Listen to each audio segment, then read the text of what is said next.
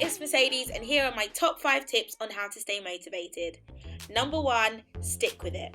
No matter what anybody says, stick to your guns. Whether your dreams are big or small, be consistent and stay focused. Number 2, hashtag invest in yourself. Use all the tools around you to make what you want a reality. Whether it's buying books, attending seminars, or using social media to connect with your peers in the industry, be resourceful. Number 3, exercise.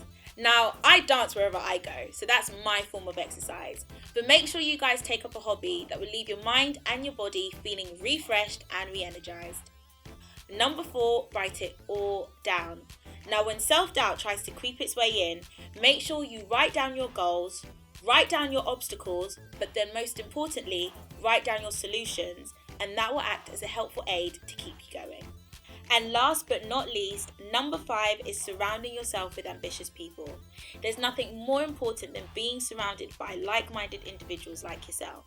And if you find that that's not the case, then step out of your comfort zone, make new friends, and network like crazy. There's no risk without reward.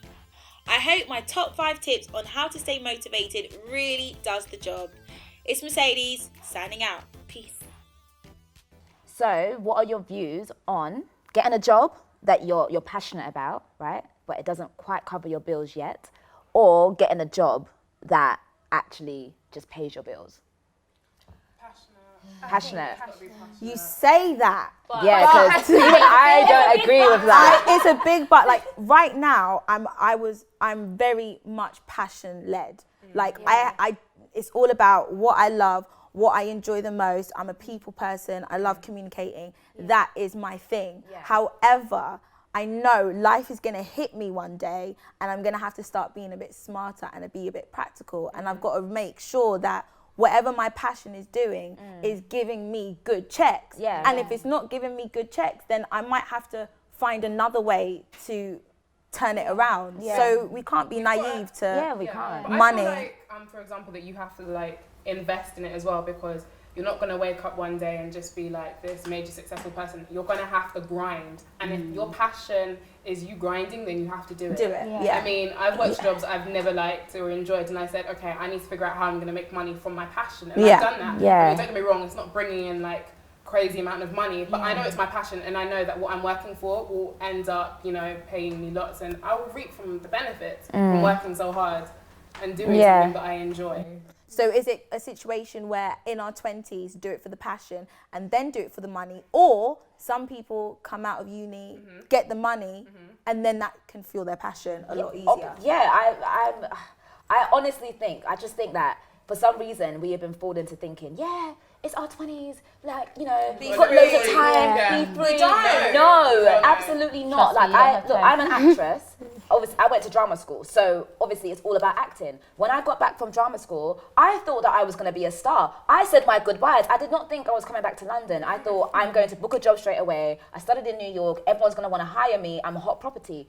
No, that did not happen. So every time I had an audition, and I didn't get the job, I was like depressed in my room, like, oh my God, God, why me? Do you know what I mean? But then, obviously I was lucky enough to like get into doing the salon, and now I just feel like I'm more in control of my life. So when I get a job via acting, I'm acting, I'm doing what I love. I discovered that, because in the beginning I didn't know that I would love working in a salon kind of thing. So now I've discovered, oh, actually, I'm working for the salon now, and that's bringing me some kind of income. So now I'm not, desperate, I must hold this job so I can get my money. Do you know what I mean? So I'm doing a bit of both, and I just kind of think, I say to every creative, like a lot of my friends, I'm like, look, acting is great, it's wonderful, and yes, you are going to be a star one day, but you need to make money. That is the reality. You need to make money. Do you know what I mean? You need to pay your bills, and part of having money also, you have to enjoy your life. Do you know what I mean? You don't want to be that person that every day you can't afford holiday, every day you can't afford dinner. It's too much. Is the harsh reality that a lot of our passions won't actually make us successful?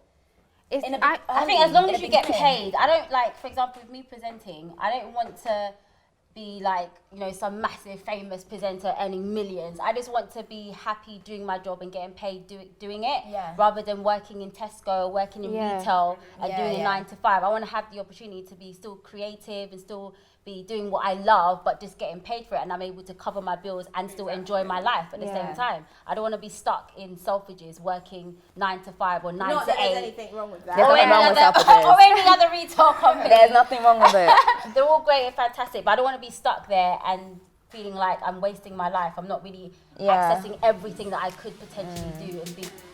Hey guys, it's Andre Spence. This week I've teamed up with Hills Off to give not 1, not 2, but 3 of you the chance of winning ASOS beauty products. All you have to do is 1, subscribe to the channel, 2, share the video, and 3, tag Hills Off UK, ASOS Beauty, and Andre Spence. Winners will be announced next week.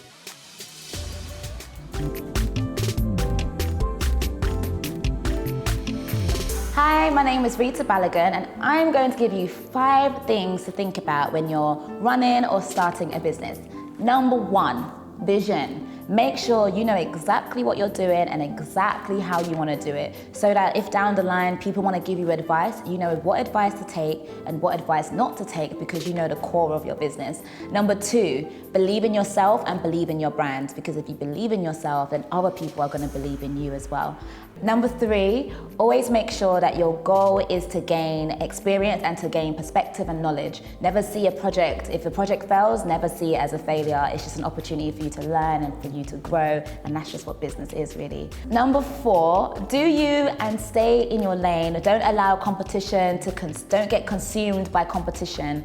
This person's doing this person's doing that. Just literally stay in your lane. The best thing my dad ever said to me is that it's literally like getting on a plane. All of us have a ticket, all of us have a seat. That means there's room for all of us. We're all going to the same destination. We're all gonna reach there, and that's how I see business. There's room for all of us, so why get consumed with competition? Just stay in your lane. Number 5 is be bloody brave. Literally, take risks, do not be scared, do not let fear consume you. Just, if you have an idea, just do it. No procrastination, just jump, just do it. And those are my 5 tips.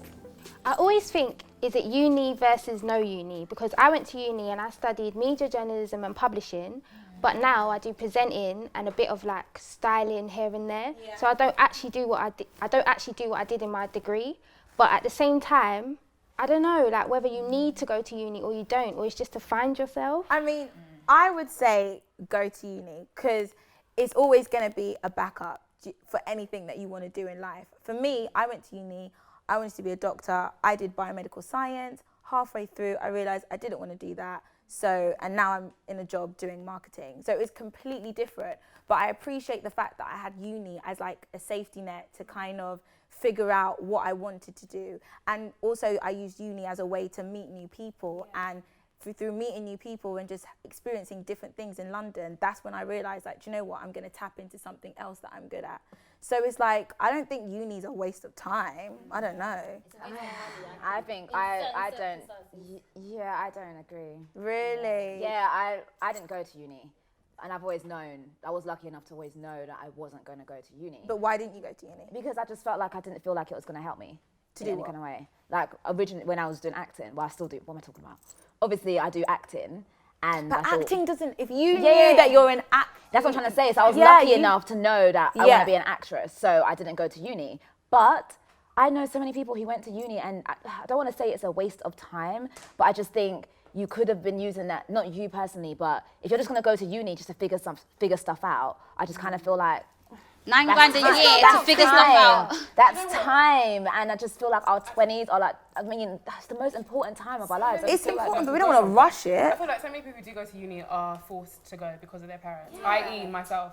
I was supposed to go to uni, and it wasn't even an option. And I can't imagine myself ever coming home and saying, "Mum, yeah, I'm not going to university." I knew I was going to university from a very young age. It took me a while to get there, but I knew I had no other, like, that was the aim. And I graduated. I studied something that I knew I was passionate about, which was journalism. I use it now, and I've always used it. I studied media when I was in college as well, so I knew it was like a journey for me. Yeah. From studying media to journalism, it was just like I was finding my way. Because when I was studying college, I didn't even know I wanted to do journalism. I was blogging, and I said, hey, quite enjoy this, so I might as well get into it. Yeah. Now I've got my own website where I have a bunch of writers, so it's just like the whole experience and the journey. So I think so many people out there need that experience. Everyone's journey is different at the end of the day. Whether it's I think both of you are a good example because you kind of already knew what you wanted to do from an early onset.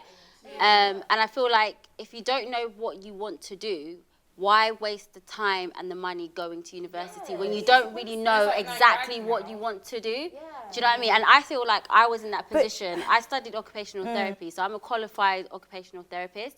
And that had nothing to do with what I do now. I do fashion, I do presenting, I do TV and media and all that kind of stuff. And it kind of, I don't want to say it was a waste of time because you never know where your career is going to take you. You might need your degree to fall back on at some stage and things like that. So it's good in that sense. But I just feel like if I had studied something that was along the lines of what my passion is now, I probably would have gotten a lot further, or I would have been a bit more equipped in what I'm doing. And at the end of the day as well, I went to uni late. So I didn't leave college and go to uni. I had a child and then I was working and I went to uni late. So uni for me was a different experience to what, 19-year-olds these days have, where you get to be your friends, you have the freedom. I had all that already. I had a child. I was a mum. So going to uni wasn't about that for me. It was just I needed to do something. I didn't know what I wanted to do. I found occupational therapy in a prospectus and thought, oh, that sounds interesting. Let me go and do that. Just for the sake of having something to do. I didn't want to work in retail forever. I feel like we should just make it seem like it's a no uni versus uni. We've got to understand that university is just further education. So there is nothing wrong with learning something.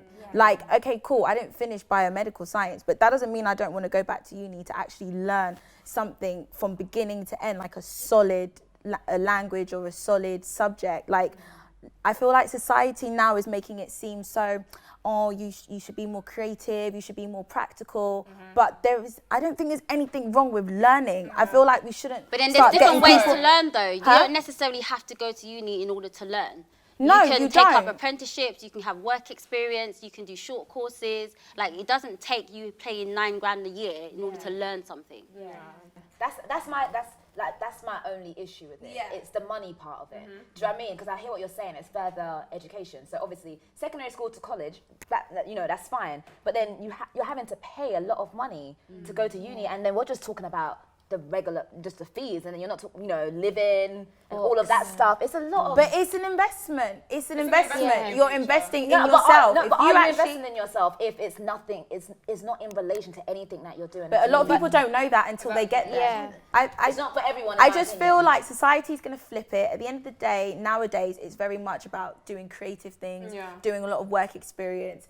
In the next 10 years, when everyone's so tech, it's going to be a situation where they're going to be hiring the people who did go to uni to study digital marketing. I don't think so, because most people learn stuff on YouTube nowadays. And they don't even ask for your qualification. You can't take away learning from a scholar to learning from I know a guy who's literally is so equipped in what he does, and he learned everything he does from YouTube, and he gets well paid. And he's doing what he loves. I feel like I wouldn't discourage an 18-year-old from going to university. Thank you for watching the pilot season of Heels Off. If you want to see more of us, please leave a comment below. Let us know what you want us to talk about, and make sure you subscribe.